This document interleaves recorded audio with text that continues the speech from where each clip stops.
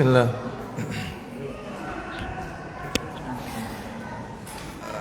Assalamualaikum warahmatullahi wabarakatuh.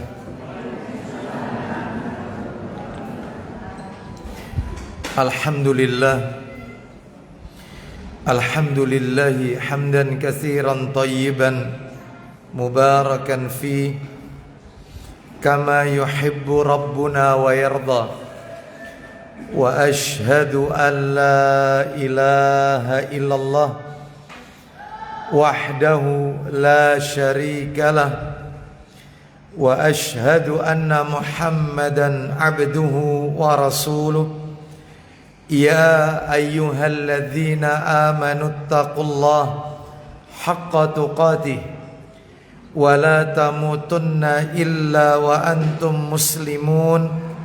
Amma ba'du, fa inna asdaqal hadisi kitabullah wa khairal hadi hadi Muhammadin sallallahu alaihi wasallam wa syarral umuri muhdatsatuha wa kullu muhdatsatin bid'ah wa kullu bid'atin dhalalah wa kullu dhalalatin finnar.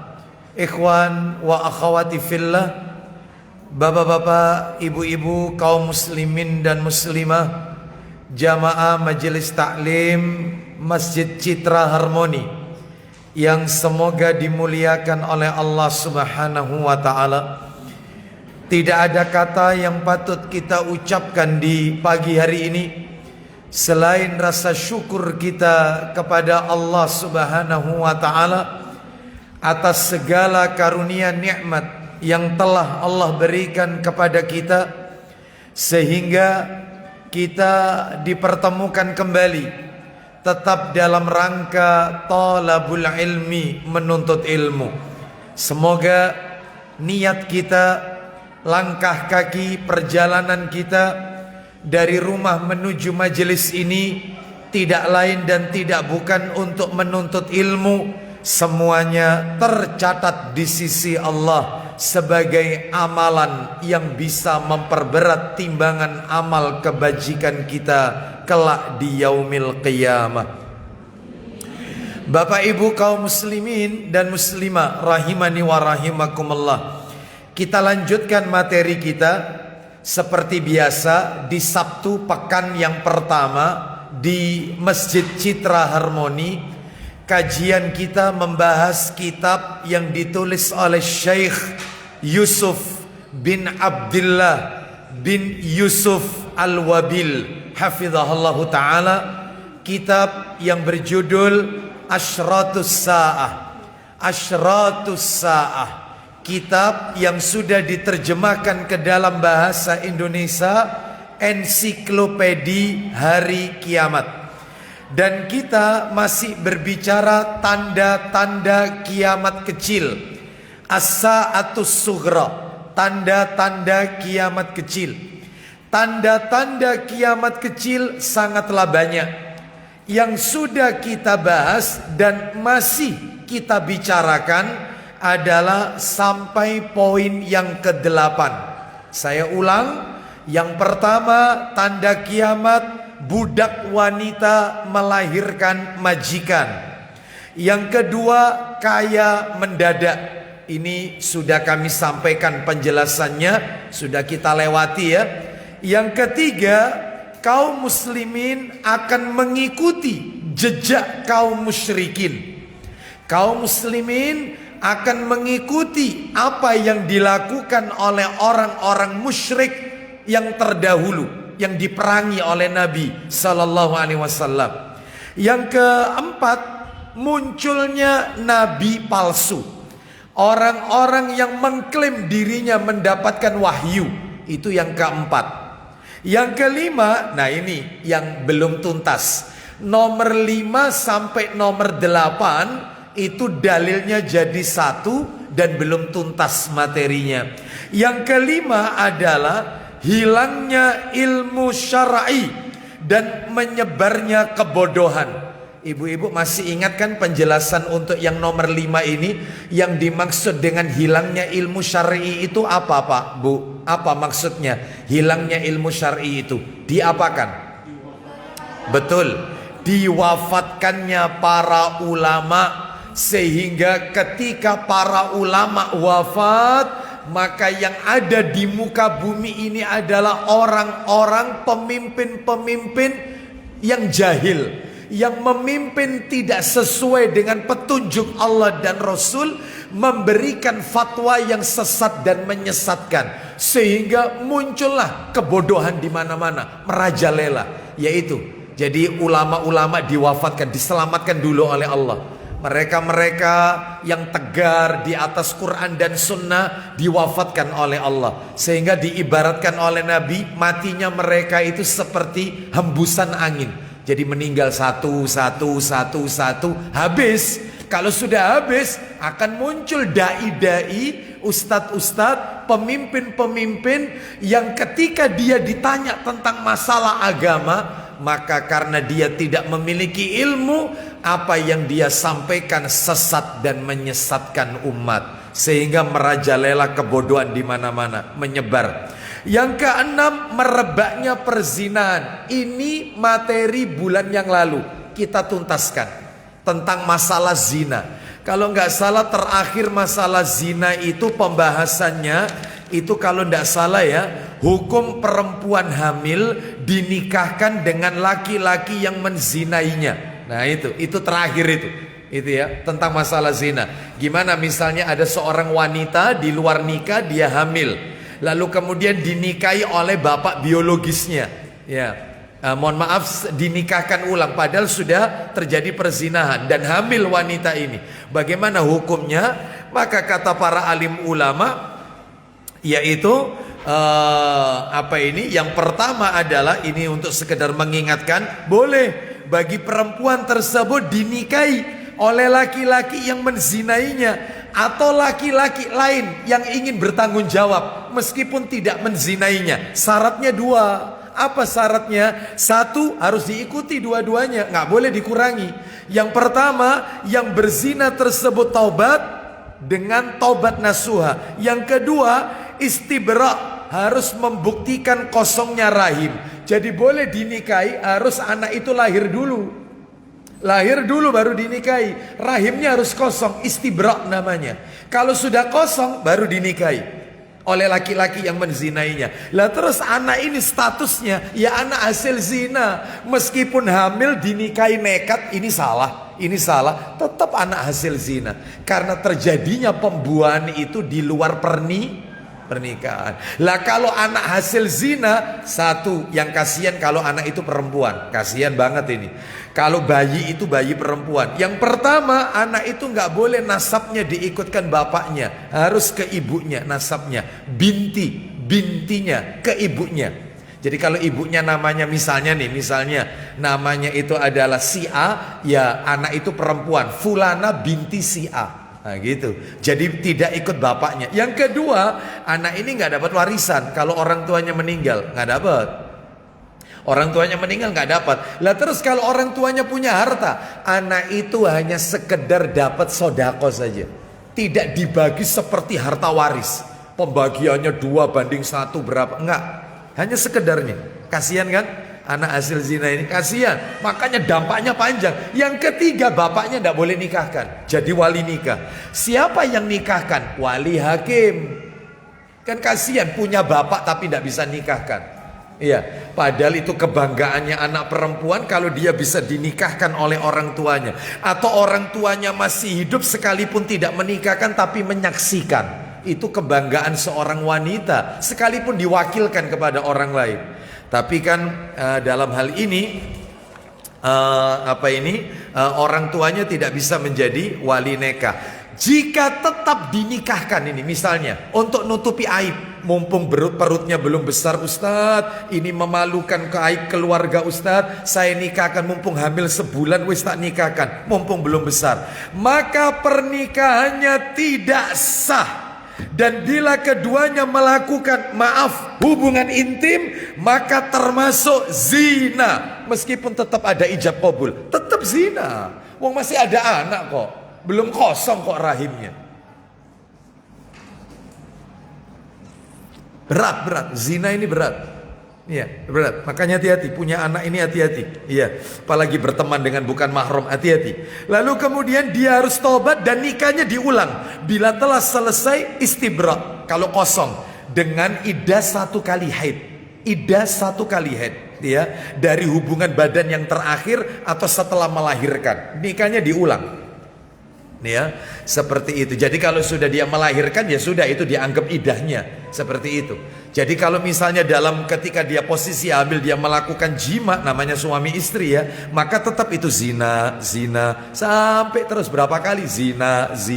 Nggak dianggap pahala, itu bukan sedekah. Loh Ustadz, saya Ustadz nikahnya, kau nikahi perempuan itu hamil tidak? Ya hamil, zina. Makanya biarkan kosong dulu sampai melahirkan, baru Anda nikahi. Dapat pahala sedekah hubungan intimnya. Faham sampai di sini Bapak Ibu? Hati-hati. Kita lanjutkan sekarang, yaitu yang nomor 6, nomor 7 hari ini. Yaitu tanda kiamat yang nomor 7, merebaknya khamr. Banyaknya peminum khamr menganggap halal dan memberi nama bukan dengan namanya. Ya, maraknya khamr. Jadi yang kita bahas hari ini tanda kiamat yang nomor 7, ya, yang nomor 7 tentang masalah khamr. Baik, Bapak Ibu sekalian, rahimani wa rahimakumullah. Ada baiknya kalau kita dengarkan dulu hadisnya. Silakan dibuka Sahih Muslimnya. Sahih Muslimnya dibuka, nomornya 2294. Kita dengarkan ulang ya hadisnya tentang tanda-tanda kiamat yang tadi menyebarnya kebodohan, merebaknya zina, dan sekarang yaitu masalah khamr. Nanti yang terakhir itu yang nomor 8, banyaknya kaum wanita dan sedikitnya kaum pria. Perbandingannya 50 banding 1. 50 wanita, 1 laki-laki. Ya, baik.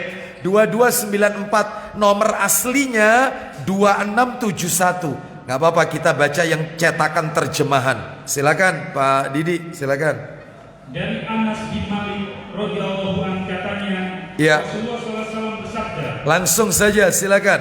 Sebagian di antara tanda-tanda hari kiamat ialah, ya, hapusnya ilmu agama. Itu merebaknya kebodohan, hilangnya ilmu syar'i. Itu tadi, itu berarti nomor 5 ini yang dibaca Pak Didi ini. Lanjutan dari materi sebelumnya. Ya, jadi dianggap aja nomor 5 supaya enak belajarnya. Itu nomor 5. Yang nomor 6 Pak Didi, berjangkitnya kejahilan. Nah, yaitu itu gandengannya, yaitu terhapusnya ilmu agama, terjangkitnya yaitu merebaknya kebodohan. Itu masih nomor 5. Nomor 6, merajalelanya perzinahan. Ini yang kemarin sudah kita tuntaskan, yaitu merajalelanya perzinahan. Nomor 7, melimpahnya minuman keras. Nah, ini melimpahnya minuman keras. Khamr diminum di mana-mana. Terus bahkan dianggap halal. Terus yang terakhir 8, habis kaum laki-laki dan yang tinggal hanya wanita. Terus dengan perbandingan seorang laki-laki berdiri di tengah-tengah 50 wanita. Baik, perbandingannya 50 banding 1 sensus penduduk dunia. Itu ya. Kalau sekarang berapa? Wallahu alam, katanya ada yang mengatakan, saya pernah browsing, saya lihat sensus penduduk dunia masih 1 banding 24. Konon katanya begitu. Apakah itu benar atau tidak? Wallahu alam. Ya, laki-laki 1, wanita 24 atau 26 kalau nggak salah. Itu ya. Ini 1 banding 50. Ada riwayat lain tambahan sebenarnya, yaitu kalau nggak salah di Sahih Muslim itu juga nomornya berdekatan. Yang di situ kata Nabi, wanita 50, laki-laki 1 perbandingannya, yang mana 50 orang wanita tersebut mendatangi 1 laki-laki itu untuk meminta dinikahi. Nikahi aku, nikahi aku, nikahi aku, nikahi aku. Kalau sudah itu terjadi 1 banding 50, semuanya untuk minta dikawin, dinikah, maka itu berarti sudah tanda kiamat besarnya sudah mulai dekat sudah. Apa kiamat besar? Matahari, bulan dibenturkan, langit, bumi dibenturkan, sudah kiamat besar. Ya, ini kan masih tanda-tanda kiamat kecil ini, tanda-tandanya. Ya, diawali itu, ngawalinya ini. Baik. Sekarang kita akan bahas yaitu kalau urutannya 5 sudah, 6 sudah, nomor 7 tentang khomer. Baik. Bapak Ibu sekalian rahimani wa rahimakumullah, yaitu banyaknya orang yang meminum minuman keras. Ini tanda kiamat yang akan kita bahas. Kita akan baca beberapa dalil dulu sebagai kata pengantar. Saya akan berikan 2 dalil. Mohon maaf 3 dalil. 3 dalil lebih dahulu sebagai kata pengantar. Kata pengantar ini ya, tentang merebaknya minuman keras, khomer. Tolong dibuka 3 dalil ini. Dalil yang pertama dalam kitab Sahih Targhib wa Tarhib. Nanti nomornya berdekatan. Nomornya 2378. Sahih Targhib wa Tarhib nomor 2378. Riwayat Ibnu Majah dan Ibnu Hibban. Dari Ubadah, mohon maaf, yaitu di situ disebutkan dari Jabir. Dari Jabir. Kalau yang saya tulis ini riwayat lain ini dari Ubadah bin As-Samit radhiyallahu an. Intinya sama isinya.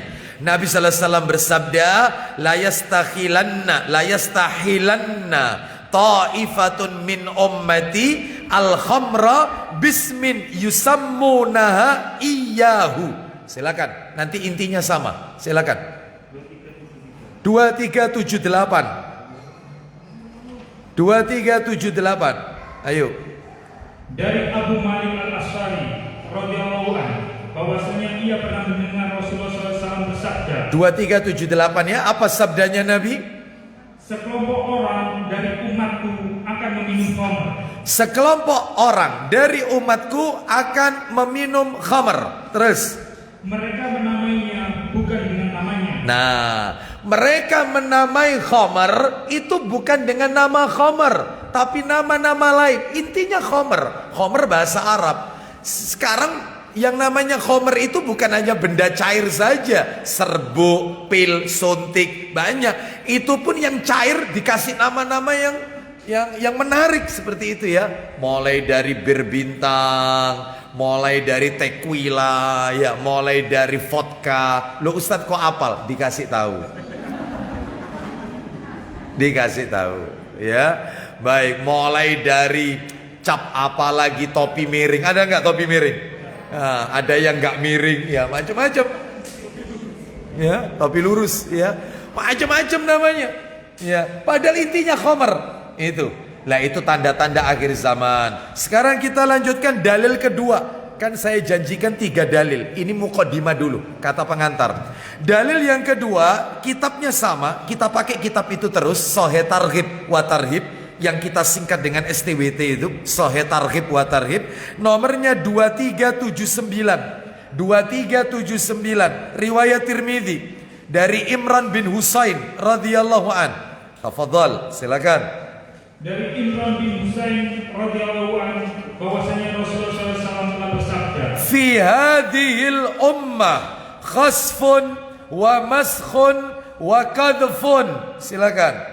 Pada umat ini akan terjadi pembenaman di dalam tanah. Baik, umat ini akan terjadi penimbunan, akan ditimbun, akan dibenamkan oleh Allah ke dalam bumi. 1. Nomor 2 Pak Didi, perubahan bentuk. nanti wajahnya bangkit dari kubur itu jadi kera dan babi.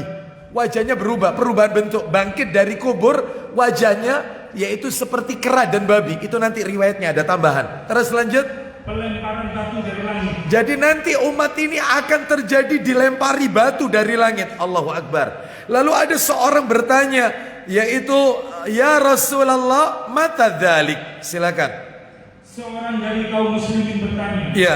wahai Rasulullah, Iya. kapan itu akan terjadi? Kapan itu yang engkau sebutkan itu nanti bakal terjadi? Ditimbun, dibenamkan, wajahnya bangkit dari kubur menjadi bentuk lain, kera dan babi. Dalam riwayat yang lain ya, ini ya. ada tambahan itu, terus kemudian dilempari batu dari langit. Kapan itu terjadi? Nabi menjawab, satu, idza dhaharatil qiyan. Silakan Pak Didi. Beliau menjawab, Ya. apabila telah muncul wanita-wanita penyanyi. Apabila muncul biduan wanita. Nanti saya jelaskan. Nomor 2, wal ma'azif. Alat-alat musik. Alat-alat musik di mana-mana. Bermain musik. Ya, sudah marak. Hati-hati. Nomor 3, wasyuri batil khumur. Serta Wasyuri batil khumur. Apa nomor 3? serta khamr telah diminum. Khamr diminum di mana-mana. Banyak umatku yang pada mabuk. No. Baik ya. Sekarang saya jelaskan dulu. Tadi Nabi sebutkan apabila muncul wanita-wanita penyanyi. Loh Ustadz, yang jadi penyanyi itu bukan hanya wanita loh. Laki-laki itu ya nyanyi loh. Kenapa kok yang disebut kok wanita? Kenapa kok bukan laki-laki? Saya jawab. Katanya Syekhul Islam Ibnu Taimiyah rahimahullah dalam kitabnya Majmu' Fatawa, ternyata di zaman Nabi, saya ulang, di zaman Nabi tidak ada penyanyi laki-laki. Semua penyanyi perempuan di zaman Nabi. Makanya hadisnya selalu mengatakan biduan wanita, penyanyi wanita. Nggak ada laki-laki. Lah kok sekarang ada penyanyi? Makanya ulama berfatwa, kalau sekarang di zaman kita ada laki-laki bernyanyi, itulah banci, bencong. Selesai. Jadi kalau ada 17-an bapak-bapak ikut nyanyi, banci. Kalau ada di televisi, meskipun dia berjenggot, nyanyi, banci. Karena penyanyi itu perempuan di zaman Nabi, nggak ada lagi. Makanya kalau ada setelah Nabi laki-laki nyanyi, berarti maknus. Apa maknus? Banci, bencong. Panggil aja, cong. Iya banci kok. Kalau kau tidak mau disebut banci, jangan nyanyi. Loh Ustadz, suami di rumah nyanyi Ustadz, menghibur istrinya, boleh ndak? Banci. Banci. Jangan.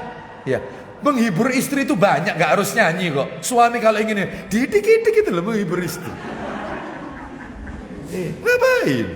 Pakai nyanyi, nggak usah. Terus joget apa, nggak usah. Nah, meskipun qasidah, meskipun gambus, tetap laki-laki loh ya, banci. Lah kalau perempuan nggak boleh. Karena apa tadi dalilnya ya? Jadi Nabi sudah prediksikan munculnya wanita, termasuk alat-alat tadi musik wal ma'azif. Makanya kita jangan di rumah kita jangan pernah ada alat musik. Lah ini tidak. Orang tuanya membelikan trompet. Bentar lagi nih akhir Desember belikan trompet. Hati-hati loh. Beli trompet di pinggir jalan itu ya dicoba sama orangnya, ditiup. Lah kita ini mau meniup sesuatu yang bekasnya orang itu. Nggak boleh, apalagi sekarang penyakit luar biasa ini. No, sudah. Yang kedua, trompet itu identik Yahudi. Sudah. Nanti orang tuanya membelikan apa itu? Anak-anak itu biasanya itu loh. Ting, ting, ting. Belera. Ya. Ada nggak?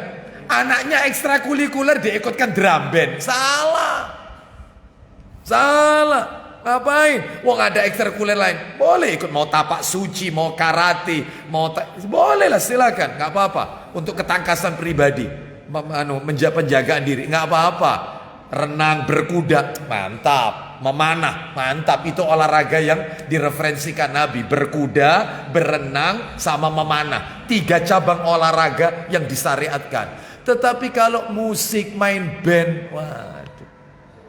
Ya, memangnya Ustadz dulu tidak pernah melakukan ini Ustadz. Sudah nggak usah bahas masalah-masalah. Ya, kita juga punya masa lalu kan gitu ya. Baik, karena sudah tahu ya ditinggalkan lah. Ya, haram. Tak boleh. Ya, termasuk apa itu beli ini loh. Mohon maaf itu gitar kecil. Allahu Akbar, nggak boleh. Bahkan ada dalil malaikat rahmat tidak mau masuk ke dalam sebuah rumah yang di rumah itu ada alat musiknya. Nggak mau. Ya, hati-hati. Kenapa? Iya, nggak boleh. Ya, baik. Kita lanjutkan. Termasuk juga diantaranya seruling seperti itu. Ya, lo Ustadz katanya bermain musik itu boleh menyambut pernikahan. Ingat, memang ada dalil dibiarkan oleh Nabi ketika pernikahan. Ada syaratnya itu. Yang pertama yang dipakai itu rebana. Rebana yang tidak ada ceringnya itu loh. Gak ada kecerengnya, gak ada. Hanya rebana. Hanya rebana. Itu satu, rebana. Yang kedua, yang memainkan itu anak-anak kecil, bukan orang dewasa. Itu dalilnya. Lah kalau anak kecil Ustadz kan yang tidak karu-karuan mainnya getobrak. Ya masih itu. Itu. Gak usah mengundang nasyid atau apa. Ya, tidak ada musik Islami, tidak ada. Tidak ada istilah musik Islami. Musik tetap haram. Ya, maka tinggalkan. Berarti kalau di mobil atau apa Ustadz kita tidak anu. Lah radio itu kadang-kadang Ustadz itu ada kadang-kadang diselingi dengan musik atau apa. Kecilkan aja. Kita kan butuh beritanya. Setelah itu kemudian dibesarkan. Selesai. Ya, kita lanjutkan. Mending dengarkan murotal ya daripada seperti itu. Kita lanjutkan. Sekarang dalil yang ketiga. Dalil yang terakhir, yang ketiga. Ya, ini sebelum masuk materi inti ya. Silakan dibuka Sahih Targhib wa Tarhib. Sama, kita pakai kitab itu terus soalnya dalilnya di situ semua. Nomor 2386, 2386. Riwayat Baihaqi dari Anas bin Malik radhiyallahu an, dia berkata, Nabi sallallahu alaihi wasallam bersabda, "Idastahallat ummati khamsan fa alaihimud damar."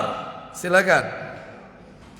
Dari Anas radhiyallahu an, ia menuturkan, iya, Rasulullah SAW telah bersabda. Baik, Nabi SAW bersabda, perhatikan, silakan.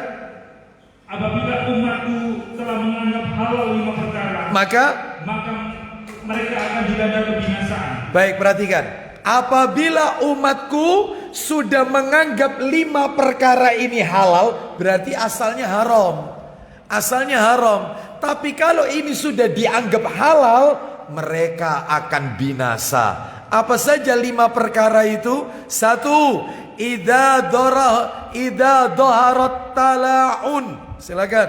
Yaitu apabila muncul sikap saling mengutuk. Nah, apabila muncul sikap saling melaknat, ya, mudah mengkafirkan. Ya, sebagaimana yang terjadi sekarang, ya, negerinya tidak berhukum Islam, dianggap pemerintahnya kafir, ya, pelaku dosa besar dianggap kafir, ya, bermudah-mudahan mengkafirkan orang. Nah, boleh seperti ini, termasuk kelompok-kelompok khawarij, termasuk hukumnya bukan hukum Islam seperti negeri kita ini, Indonesia, hukumnya kan pakai bukan hukum Islam ya. Ini dikatakan negeri kafir katanya. Makanya tidak kaget kalau mereka suka melakukan aksi ngebom sana ngebom sini, karena mereka menganggap ini negeri bukan negeri Islam. Nah, padahal ibu-ibu, bapak-bapak perlu tahu, katanya Ibnu Taimiyah rahimahullah, sebuah negeri itu dikategorikan negeri Islam, itu syaratnya insya Allah negeri kita memenuhi syarat. Yang pertama, mayoritas Islam. 1. Yang kedua, orang melakukan ibadah tidak dihalang-halangi. Lihat negeri kita. Apa pemerintah menghalangi kita untuk sholat? Enggak. Bahkan Idul Fitri itu 2 tanggal itu terjadi di negeri kita. Muhammadiyah tanggal sekian, NU mau, boleh, silakan. Tidak dihalang-halangi. Orang sholat, orang puasa Ramadan tidak dihalang-halangi. Orang ke masjid ya tidak dihalangi. Kalau kemarin masjid ditutup, ya karena memang wabah, untuk menyelamatkan kita dan keluarga. Karena kita nggak tahu siapa yang membawa virus. Kan kasihan istri di rumah, suami jamaah di masjid, istri ketularan. Jadi makanya ditutup. Itu juga ada hikmahnya. Itu bukan dihalang-halangi pemerintah. Baik, ini 2. Yang ketiga, adzan berkumandang di mana-mana. Rasul kalau ngutus pasukan akan menyerang suatu kaum, apa kata Nabi? Jangan kau serang mereka jika di tempat itu kita mendengar kumandang adzan. Kalau di tempat itu ada adzan, jangan diserang. Kalau enggak, serang. Ternyata pasukan Nabi menunggu subuh, ternyata ada adzan, mereka menahan diri. Berarti enggak jadi diserang. Ini kawasannya orang Islam. Lihat di negeri kita, 1 RT 3 masjid, ada apa enggak? Ada tidak? Saya pernah tahu kalau di perumahan Cimon ini masjidnya ada berapa Cimon ini? Satu. Musola ada berapa musola? Tidak ada ya? Tidak ada. Ada satu perumahan, tiap klaster ada masjidnya. Tiap klaster ada masjidnya. Ada musola, ada masjid. Satu klaster. Bayangkan.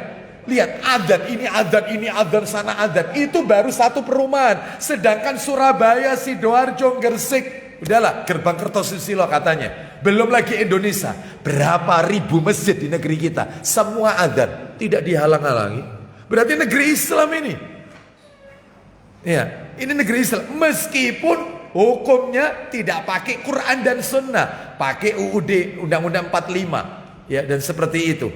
Maka dalam hal ini tidak mengapa, ya. Artinya ini bukan negeri kafir, ya. Baik, jadi kalau memang ada hal-hal yang tidak sama dengan kebijakan ulil amri, didoakan aja ulil amrinya supaya dapat hidayah, gitu ya. Ibu-ibu pernah sering mendoakan ulil amri? Bapak-bapak, ibu-ibu sering mendoakan Pak Jokowi, doa kebaikan. Hah?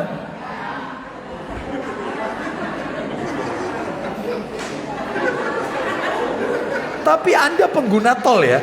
Anda pengguna tol ya? Tol Surabaya, Jakarta, apa tol panjang itu Anda pakai? Kalau ke Jombang pakai? Anda harus berterima kasih sama beliau. Diresmikan loh itu. Resmi loh itu. Ayo, ini, ya, jangan doakan, ya, doakan dapat hidayah, ya.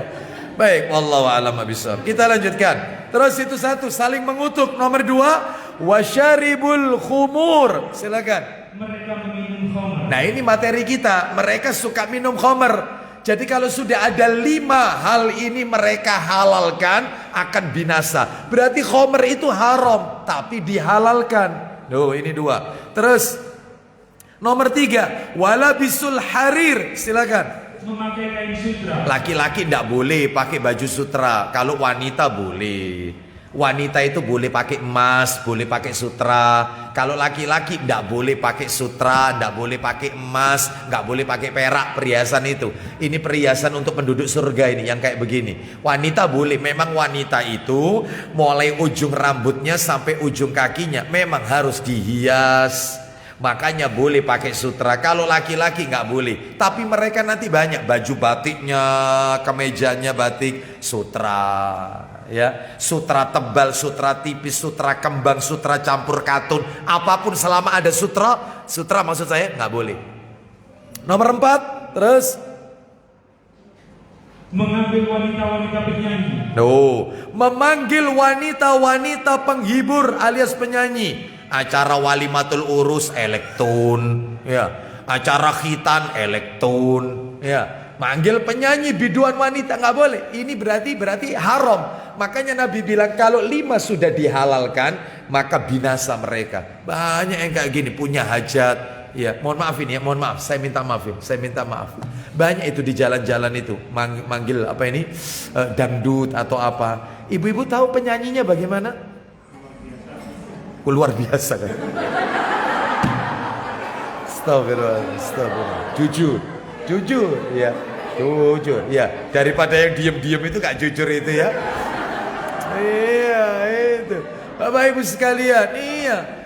Ibu-ibu, Bapak Ibu tahu yang melihat itu siapa yang di depan itu? Anak kecil lihat aurat. Bayangkan seperti itu. Ya, wanita dengan seperti itu tampilannya, anak kecil yang melihat. Naudzubillah. Dan itu orang tuanya. Kadang-kadang ada suaminya yang datang yang ikut berjoget, istrinya diam aja. Allahu Akbar, Allahu Akbar. Sudah, ini haram ini.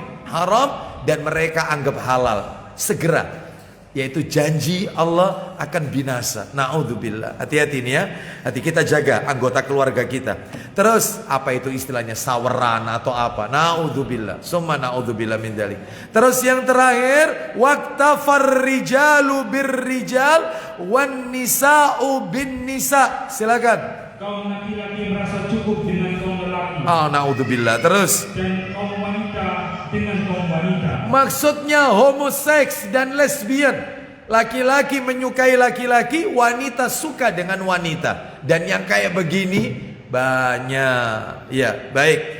Jadi inilah intinya Bapak Ibu sekalian, tanda-tanda kiamat. Salah satunya maraknya khamr. Baik, supaya materinya tertata dengan baik, saya akan bagi materinya menjadi beberapa bagian. Menjadi beberapa bagian. Yang pertama makna khamr. Yang pertama makna khamr. Yang kedua sebutan lain khamr pada zaman sekarang. Sebutan lain khamr pada zaman sekarang. Sebutan lain. Yang nomor 3 bahaya khamr. Bahaya khamr. Yang nomor 4 terakhir, beberapa hukum fikih seputar khamr. Beberapa hukum fikih seputar khamr. Loh, masalah khamr ada beberapa hukum fikihnya. Iya, nanti kita akan bahas. Seperti nanti kita akan bahas contohnya begini, beberapa misalnya khamr dipakai obat, gimana hukumnya? Obat-obatan tapi dalamnya ada khamrnya. Iya, kita lihat kadarnya sekian persen. Ada khamrnya. Tapi untuk obat ini boleh tidak? Nanti kita akan bahas ya. Termasuk bagaimana makanan yang ada khamr. Rum. Nah, ini bagaimana? Pakai rum. Makanan buat kue pakai rum. Oh, itu. Ya, termasuk juga diantaranya gimana sahabatnya Nabi, ayat larangan belum turun, mereka sudah minum khamr tapi ayat belum turun. Ini sahabat Nabi loh, ini Muslim. Tapi mereka minum khamr lalu meninggal. Begitu meninggal ayat khamr turun larangannya. Ya apa ini meninggalnya ini? Ya, gimana ini? Padahal ayat belum turun ini larangannya. Loh, itu nanti bahasanya di sini. Fikih seputar khamr. Ya, termasuk nanti khamr itu najis apa enggak? Pegang khamr ada alkoholnya. Misalnya bir atau misalnya anggur. Ya, ada khamrnya, ini jelas khamr ini. Najis enggak kena tangan. Termasuk bagaimana orang sholat pakai sanitizer. Itu juga alkohol itu. Sholat ini pakai sanitizer. Gimana ini? Nah, nanti bahasanya. Fikih masalah khamr. Nanti bahasanya. Sekarang kita akan masuk yang nomor 1 dulu. Pelan-pelan aja. Satu. Apa yang nomor 1 tadi? Hah? Makna khamr. Definisi khamr atau makna khamr. Bapak Ibu sekalian, khamr ya, yaitu memiliki makna satar syai. Itu ditulis Arab apa ditulis Latin? Oh, Latin. Satar syai. Apa satar syai? Menutupi sesuatu. Satar, yaitu menutup. Syai sesuatu. Artinya kata para alim ulama, khamr itu adalah ini definisi yang panjang. Segala yang memabukkan, yang merusak dan menutup akal. Lah, ini yang dimaksud tadi, menutupi sesuatu, menutup akal dari jenis apa saja. Oh, banyak berarti. Saya ulang nanti detailnya sebentar lagi. Saya ulang, khamr adalah segala yang memabukkan, yang merusak dan menutup akal dari jenis apa saja. Baik yang terbuat dari anggur bisa, kurma bisa. Jadi jadikan khamr bisa kurma. Terus kismis, gandum, jagung, madu bisa, apel bisa, kelapa termasuk apa itu? Legen itu apa? Siwalan. Nah, itu masuk di situlah. Ya. Kelapa, siwalan, kok siwalan kerto. Ya. Dan bahan-bahan lainnya yang muncul pada akhir zaman ini. Bahan-bahan lain termasuk rum. Nah, boleh. Sudah terjawab ini rum. Rum sepakat para ulama khamr itu. Sepakat itu. Sebab kalau dilihat dari definisi rum itu, kalau ibu-ibu lihat di Wikipedia atau di Kamus Besar Bahasa Indonesia KBBI, apa itu rum? Ternyata prosesnya ya khamr ini jelas, yaitu alkohol. Sekalipun kadarnya kecil. Makanya kalau buat kue maka jangan memakai rum. Baik, ini makna khamr, ya. Sekarang kita lanjutkan yang kedua, sebutan lain khamr pada zaman sekarang. Ustadz, tape gimana? Tape halal meskipun hasil fermentasi. Tape, tempe boleh, halal karena tidak ada dalil yang melarang, ya. Tidak ada dalil yang melarang. Kita lanjutkan. Sebutan lain khamr pada zaman sekarang. Sebutan lain khamr pada zaman sekarang. Bapak Ibu sekalian, tadi kita dengarkan kan hadisnya yang di awal tadi.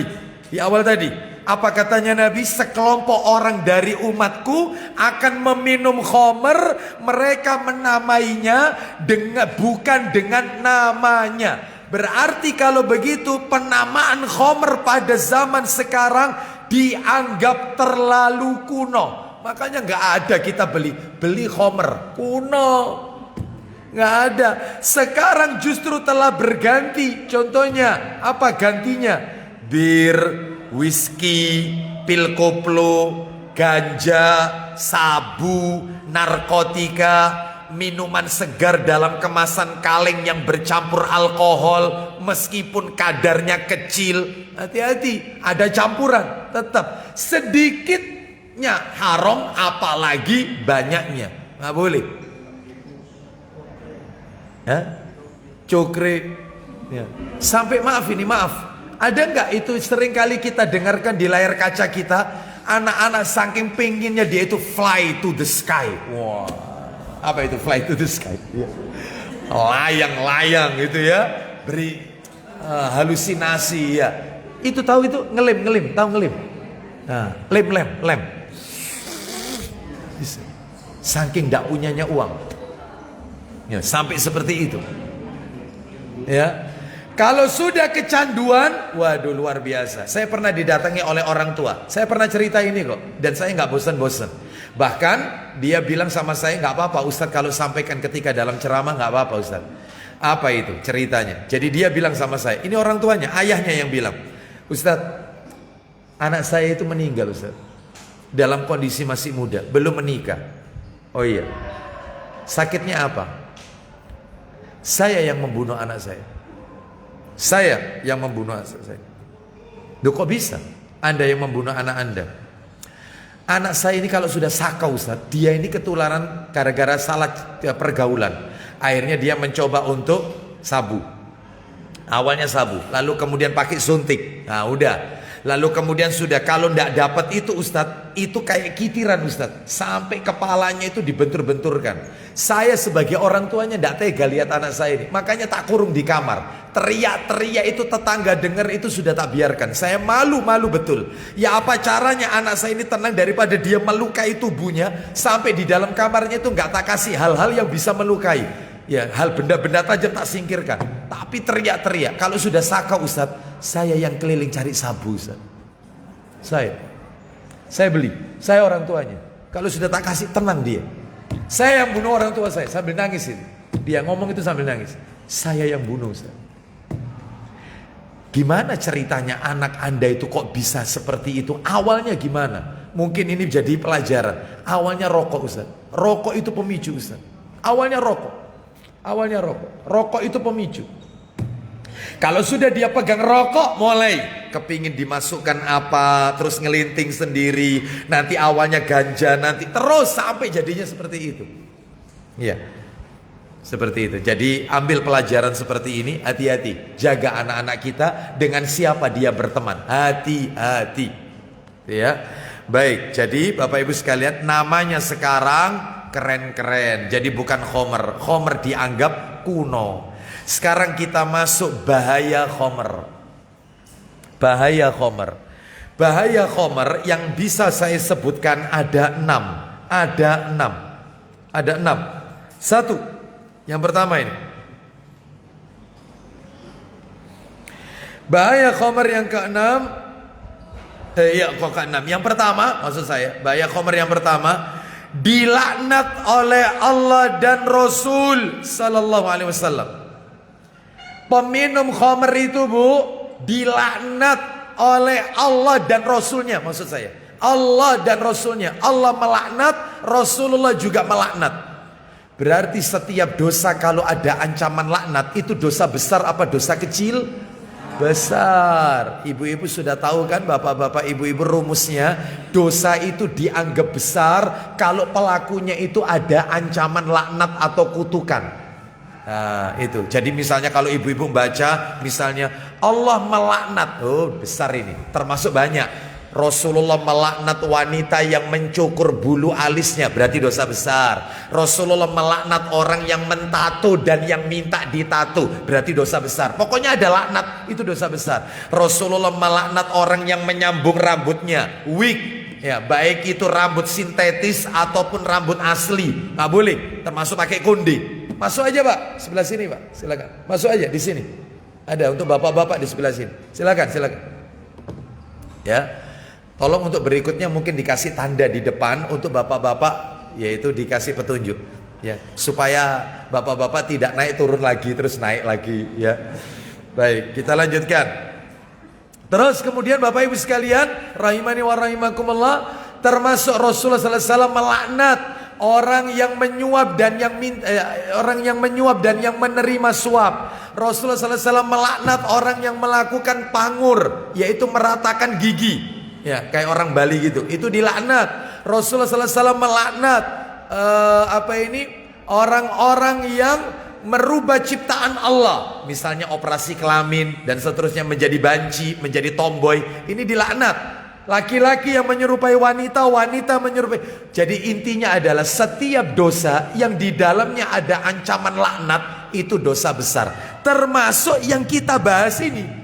Allah dan Rasulnya melaknat orang yang minum khamr.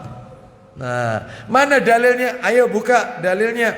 Sahih Targhib wa Tarhib, nomornya 2360, 2360. Ya, dari Ibnu Abbas radhiyallahu an. Silakan.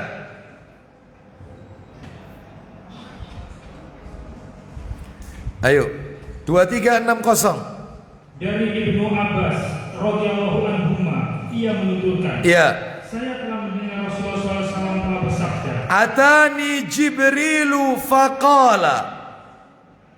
Aku telah didatangi Jibril, lalu ia berkata. Lihat, aku didatangi malaikat Jibril, lalu Jibril berkata, Ya Muhammad, innallaha la'anal khamru wa asiraha wa mu'tasiraha wa syaribaha wa hamilaha wal mahmulata ilaih wa ba'i'aha wa mubta'aha wa saqiyaha wa masqiyaha wa musqiyaha.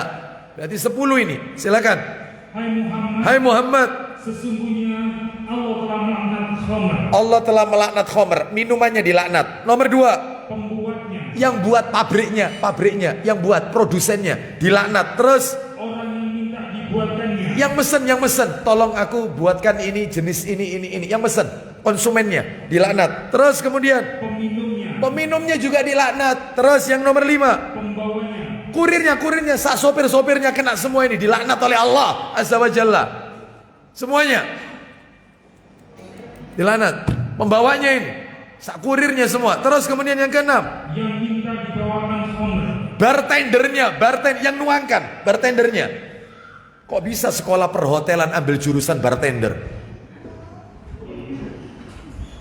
Hati-hati. Ya. Lanjut teruskan, apalagi? Penjualnya yang jualan, warung-warung kecil kena laknat. Terus pembelinya, yang beli. Terus orang yang menuangkan, yang tadi itu termasuk. Lanjut terus. Dan orang yang memberi minum orang lain dengan khamr. Nah, seperti itu. Orang lain yang memberikannya dia minuman khamr tersebut, yang membawanya dan seterusnya. Sekarang tambahkan lagi dalil. Ini masih nomor 1 ya, dilaknat oleh Allah khamr ini. Dalil yang lain, tolong Sahih Targhib wa Tarhib nomor 2357, riwayat Ibnu Majah dan Tirmidzi 2357. Dari Anas bin Malik radhiyallahu anhu, dia berkata, la'ana Rasulullah sallallahu alaihi wasallam fil khamri asyaratan. Ayo silakan.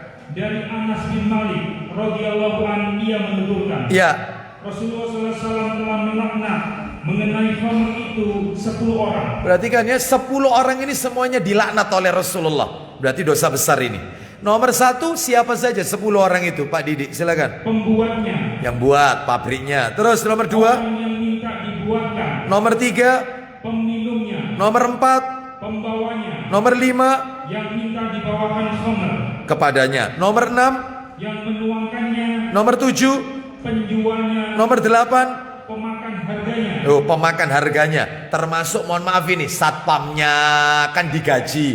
Termasuk yang di itu, toko-toko itu. Ya, bagus, sudah pakai jilbab, Mbak. Kok di situ dijual minuman, Mbak, beralkohol? Iya, Pak, itu ya gimana lagi? Anda digaji dari toko ini? Iya, nggak boleh. Makan harganya berarti, nggak boleh. Ada lagi, sudah bagus jilbaban, tapi di atasnya dikasih topi Sinterklas. Jilbaban tapi pakai Sinterklas. Loh, Mbak ini muslim kan? Iya, saya muslim, Pak. Wong saya pakai jilbab, muslim. Lah di atasnya jilbab Mbak itu apa? Topi, Pak. Topinya apa itu? Simbolnya siapa? Orang Nasrani. Karena mau Natal kan?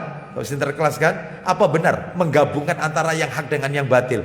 Ya apa, Pak ya? Cari kerja sekarang ini susah. Ya, cari kerja. Kecuali Bapak kalau mau menikahi saya. Bahaya. Iya. Itu.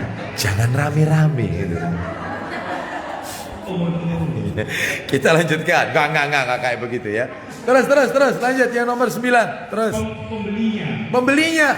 Beli. Terus pembelinya. Terus yang ke-10, dan yang minta dibelikan. Nah, yang minta dibelikan, yang mesen, ya. Baik, jadi ini semuanya dilaknat. Baik, itu bahaya khamr yang pertama, dilaknat Allah, dilaknat Rasul. Bahaya khamr yang kedua. Jadi bagi yang baru datang, mohon maaf karena ini materi sudah berjalan jauh. Kita bahasanya adalah tanda-tanda kiamat. Ini ya, tanda-tanda kiamat.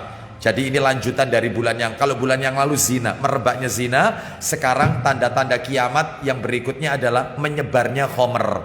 Baik, kita lanjutkan. Saya tidak mungkin mengulang dari awal lagi ya.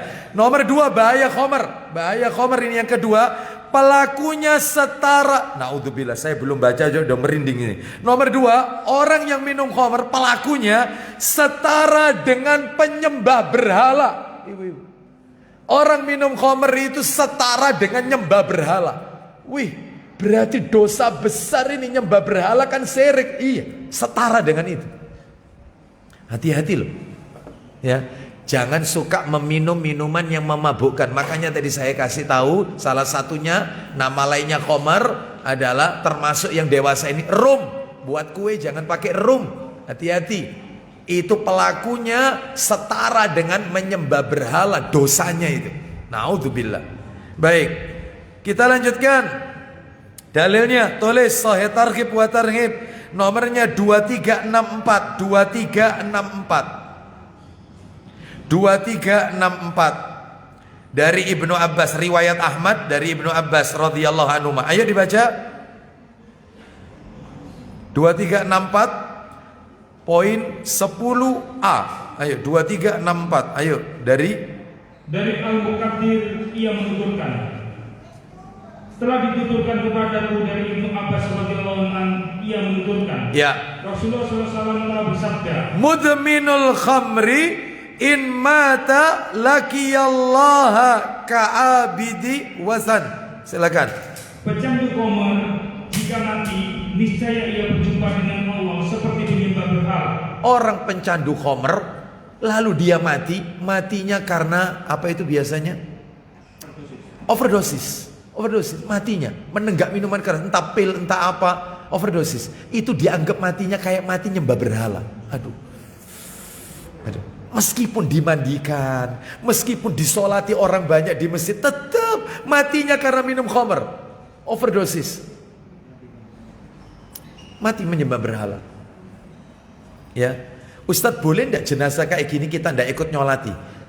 Katanya para ulama, terutama tokoh. tokoh masyarakat, tokoh yang disegani di tempat itu, sebaiknya maka dia tidak ikut nyolati, supaya umatnya atau mereka yang ngaji sama orang ini itu tahu bahwasanya ini loh, seorang tokoh saja dia tidak mau nyolati, berarti memang tidak layak untuk disolati jenazah ini, supaya jadi pelajaran bagi orang lain. Orang mati seperti ini nggak perlu disolati. Kenapa? Karena ini untuk jadi pelajaran.